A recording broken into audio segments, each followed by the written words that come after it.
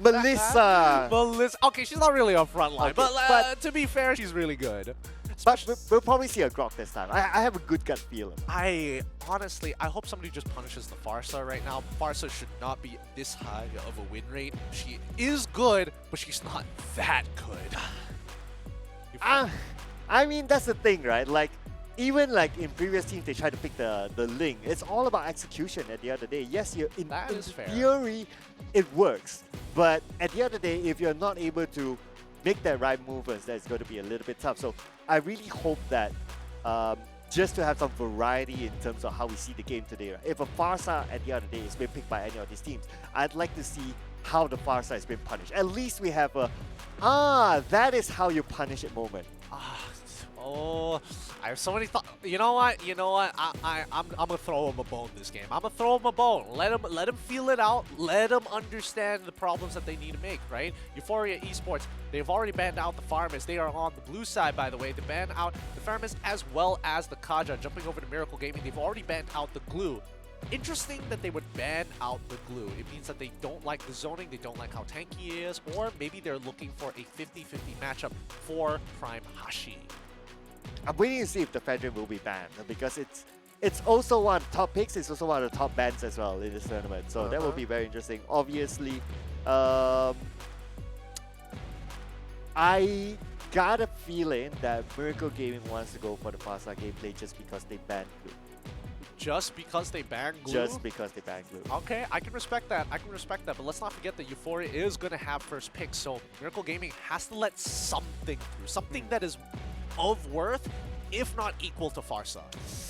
Ooh, the fact that they ban out Valentina and Kaja, it still opens up room for them to pick that. But is it worthwhile for it to be the first pick? I don't think so, because like what you said, there are ways to counter. But okay, you prioritize the Fedrin, of course, yeah.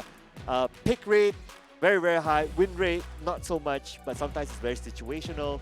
But at least it's nice to see something different being picked up. Yeah, it is nice to see. But then again, we haven't seen Fredrin being highly prioritized as that first pick because it has been getting through the first phase of the draft often, but usually gets banned out in the second phase. Miracle Gaming, on the other hand, I'm curious to see what direction they want to go through. Do they want to lock in Farsa straight away, or do they think Eve is going to be a little bit more important? Or at the very least, are they going to even consider playing a tank jungler, Barat maybe? Ooh, Edith as a pick. Miracle and Arlott as well. Okay, I like both of them. They pair well together. They pair very well together. Yeah. So right now, I would say that okay. So learning as well from previous games, and we can kind of like have a sense of what the meta of the tournament is, right? Like have a mid lane that can really control and take down the turret fast. But I'm liking the picks from Euphoria Esports. It is, of course, firstly, it's refreshing. Okay. And then, well, I mean, a lot of mobility, a lot of poking, a lot of juking ability for Esports. Man, Miracle Gaming will have a hard time trying to catch them. Yeah, Miracle Gaming is going to have to do a bit of work. But then again, they have an Arlott, so technically chasing people down is kind of his thing. We'll see. We'll see in this upcoming game. Do they want to continue enabling Arla, or do they want to develop a secondary win condition? Because if they want to, they can lock in Farsa right now. But the only issue with like these artillery-type mages is that Kadita is so good at going on, at jumping on top of their stagnant position and just blowing them up. Oh boy, I don't think Xavier's any better in this position, but at least Xavier, he won't be able to push as hard for the first early levels, but his ultimate is going to hit hard and affect the side lanes whenever he has the opportunity. You know what? One thing risky about using a Kadita is that if there is a Franco. So like Kadita moves in and then reappears back. By that time, Franco will kind of know that, okay, that is the spot that you're gonna come back out. If you hook it at the right timing, you'll be able to catch a Kadita. So I've seen that a couple of times during the qualifiers. That people pulling her out of the Ocean Oddity. Correct. Yeah. And Kadita was punished for that. So if Miracle Gaming were to pick a Franco, I would say it's a go for me. Yeah, I would agree with that. Euphoria, they need to ban out. They don't really need to ban out too many things at this point. Miracle Gaming is focusing down on the EXP section, banning out the Yuzong. Alright, so I guess they have a really immobile marksman. I mean, Wanwan's already gone. Carry is still a very viable option here. They could even go for Moskov, even Claude, Brody. Like, there's a good number of answers. I don't think Yuzong should be that highly prioritized, but we'll see. We'll know for sure if Lapu Lapu gets banned as well, right? At least then we know, hey, maybe, you know, Arlot is going to the EXP lane instead of jungle. You know what? I'm trying to think of something like, okay, we talk about like creative drafts, right? What if this Harif is Mid lane Harif. mid lane Harif? I would say, oh, and then Kadita's support? Yeah, I can see it happening. I could definitely see it happening because at least Kadita, I mean, I wouldn't say that both these heroes are very good at clearing waves to begin with, but, you know, them together definitely speeds up that process. Yeah, so if they were to go for that, I think that it's also a good strategy for Euphoria Esports to secure the mid tower faster. And we know that Harif is very good at snowballing in case it's a 1v1 situation. And if you put him in the mid lane, of course, he'll get maximum in terms of a goal and also in terms of experience. So that's why he can scale a little bit faster, allowing him to win the lanes better and take down the turret and open up more space in the jungle. Yeah, for sure. And right now, honestly, with Miracle Gaming, we've been making theories, but technically Arlan as well as Edith are both flex picks. This pick right here from Miracle Gaming is going to give us some direction. Unless they lock in gold, then we still have no direction whatsoever. But, you know, I'll take anything at this point. Melissa, ooh, is that actually a really good pick in this position? I'm not 100% sure there, but I think Euphoria Esports are doing a very good job here. Locking in the Cho immediately without hesitation, getting a Benedetta. Oh my goodness, they have 3 heroes that literally do not care about the getaway from me. I am afraid for Miracle Gaming at this point because look at Euphoria Esports, they have a lot of mobility. Like, Miracle Gaming don't have enough to lock them down or even to catch up to them at some point. So it does feel like there will be pulled out stretch by Euphoria's lineup. Okay, yes, and Bardis. Okay, I think this is the best case scenario. This is the best case scenario because it does tell you, hey, Arlen, we need to figure out whether we want to put Arla in the jungle or into the EXP lane. If it's up against Benedetta, it's a real big waste of time. Benedetta is always going to push faster than you. You can, like, by the time you hit level 2, she has the eye for an eye, so it's basically you can't kill her even if you tried. And we still need to have a strong early game, and how we're going to achieve that is with the Martis. He will be playing towards, my guess, the gold side of the map. We'll see how Edith does, because we know for a fact mid lane is not going to anybody's aid. They're just pushing waves and then rotating accordingly. But here's going to be a problem for Miracle Gaming, right? For esports, they have options. And so many. So many options. They can take fights, they can take pick-offs because of their high mobility, they can even go for the side lane push. Yeah, so a lot of options on their side, whereas for Miracle Gaming, they're very limited, and I worry that if they go for the side lane push, there's no counter for Miracle Gaming. Well, I think that Miracle Gaming must keep in mind, let me think about it for half a second. Yes, they will outscale their opponents at the very end of the game. And that's if they make it there. So right now, where we see it as Euphoria on blue side up against... Oh boy, this is against Miracle Gaming on the red side. Oh, I'm already nervous with this. Like, somebody could die at any moment, and that could change the game. Yeah, they're already starting off in the middle, so they're just trying to stamp their feet at this area. I think that Miracle Gaming, what they wanted to do is that they wanted to try to see if they could invade the jungle for esports side, so that's why they were gathering there. But at some point, they thought like, okay, so there's like 3 people on the side for esports there at the river, so okay, nope, we abandoned the plan. Yep. So by them doing that, that means they lose a good minute, I would say, of farming. I wouldn't say it's a minute, and I think this is first blood right here. The disrespect from Yoshi here. Unfortunate, shouldn't be pushed up that far, and definitely should have pathed again towards the top side of the map, towards Shizo God. But for the most part of it, like you mentioned just now, the time wasted is very minuscule at the end of the day. Because we look at Venogod compared to Zulkarian, slight advantage for Veno only because he's been farming a little bit faster and got the lethal wand. Well, at least the trade is that Yoshi, he got punished by overextending there early on. He was like level 2, so I mean he could have just wait till at least he's level 4 before doing something like that. Yeah, for sure, for sure. Yoshiga's playing with fire here. Both sides, again, really good moves from both Miracle and as well as Euphoria. Miracle is making sure that they mirror. However, down by the bottom side, instantly they find a quick headshot from Headsgod himself. Martis is able to take the turtle for Miracle Gaming, and that's their only consolation prize. There was a close one there. But despite them getting the total, unfortunately, they're still behind in terms of goal by a little. Wait, does Prime Hashi have... Oh, he wants to get the knockback from the flame. He didn't take Petrify, he took Flame Strike. Interesting, interesting. Sorry, just an observation.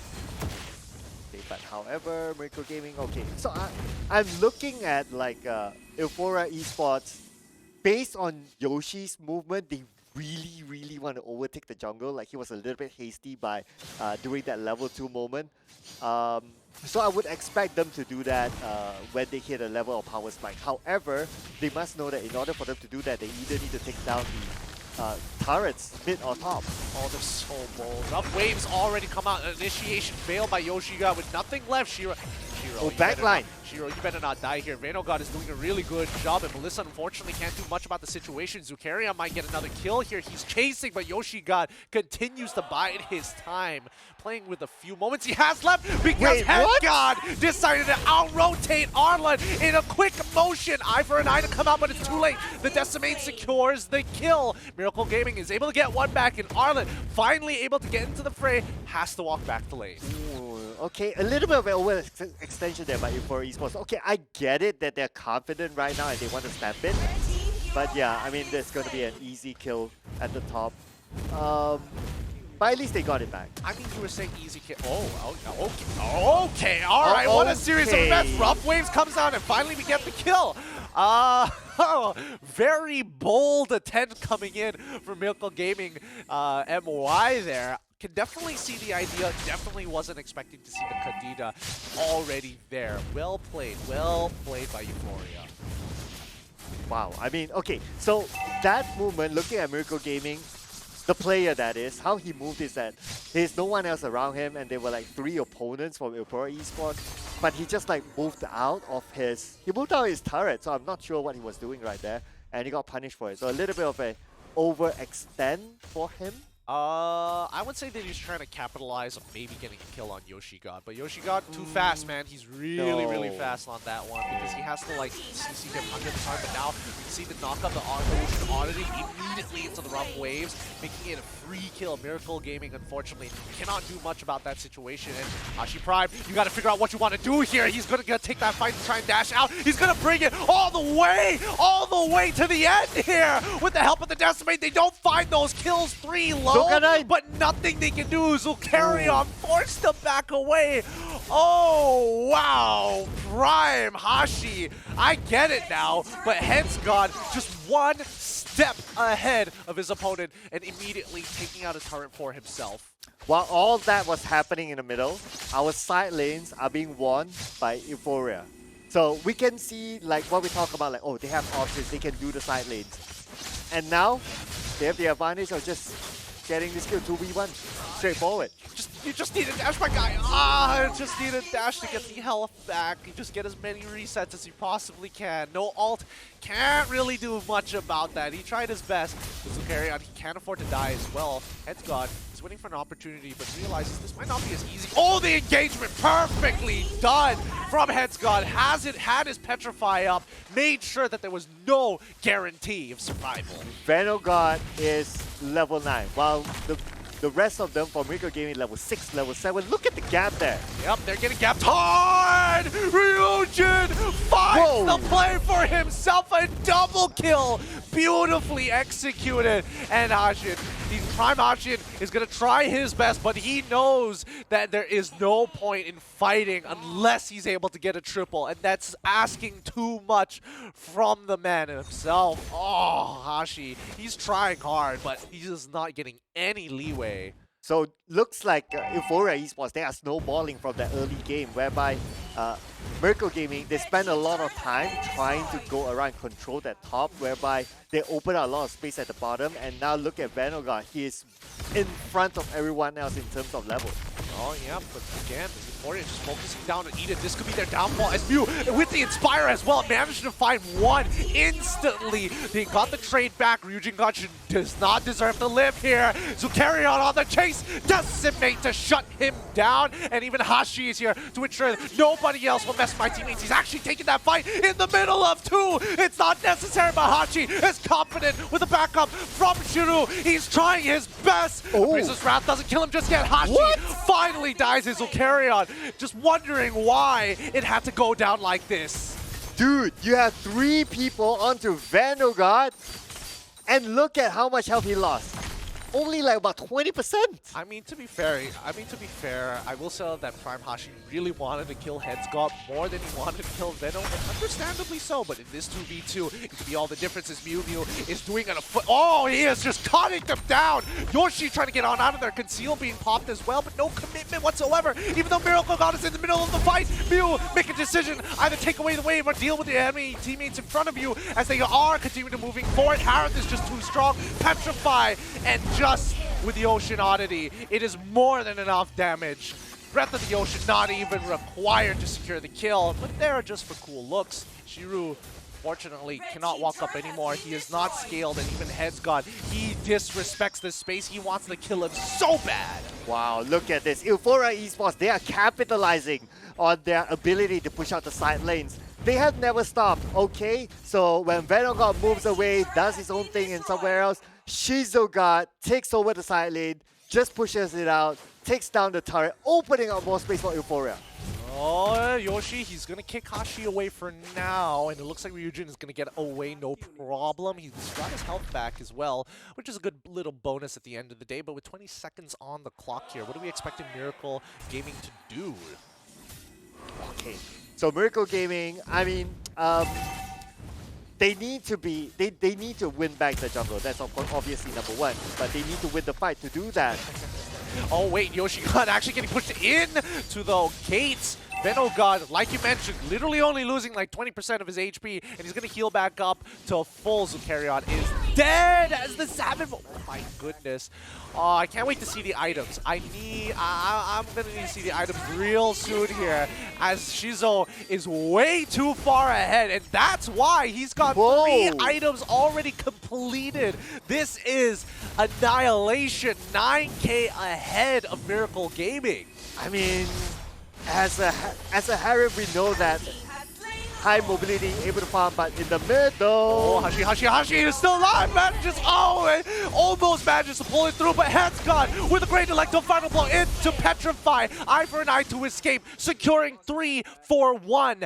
Every single death coming in from Euphoria is paired up with a multitude of kills. Oh my goodness, that not looking good for Miracle. Now, with the second turret in the middle down, they are forced to be only in their base, and while waiting for their teammates to come back out, definitely they'll lose the middle turret. Oh, the inhibitors should be following, but only when Euphoria Esports wants to. Yeah, all sides. Unfortunately, not able to punish it now, but Lord is coming soon, and they're synchronizing the waves. Unfortunately, they cleared up the mid wave, so that means this first wave from the mid side of Lord and Power minions will die pretty quickly. However, the side lanes are simultaneous, and Euphoria has a 4-1 structure right now. Harith is a little late to the fight, but 4 people on top side, Benedetta down on bot side.